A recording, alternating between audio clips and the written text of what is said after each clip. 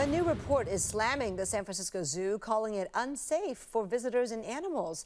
This as the city is trying to work to bring the pandas to that zoo. ABC 7 News reporter Suzanne Fawn joins us live with more details and the mayor's response to all this. Suzanne? So, Kristen, the report talks about rundown exhibits, zoo animals without running water, and extremely outdated enclosures. And today we heard from one of the authors of that report.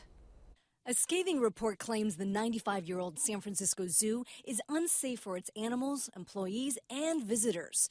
In the report, the San Francisco Animal Control and Welfare Commission states, quote, many of the zoo's enclosures are extremely outdated. They're quite old.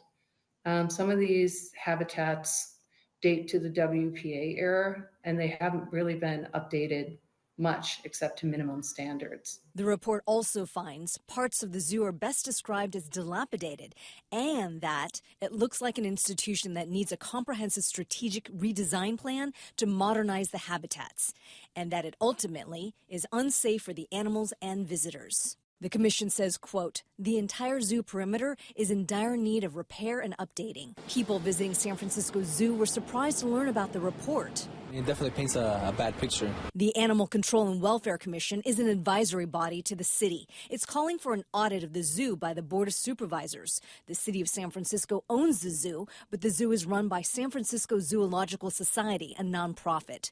Big questions remain about what will happen with the zoo's efforts to secure pandas from China in light of these findings. It's an expensive endeavor to bring these animals in, and there's a lot of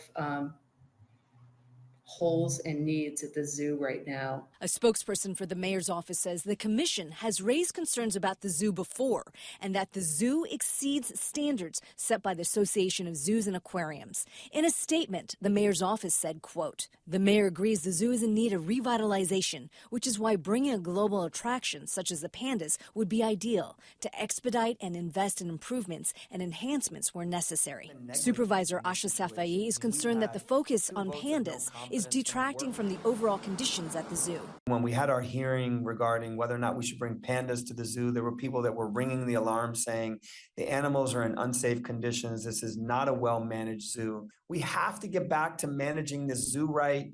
This is an important asset for the city. And the commission suggests some big changes to help zoo animals thrive. That includes making sure that the animals have enough space so that they can exhibit normal behavior, and also, quote, animals can retreat from human view.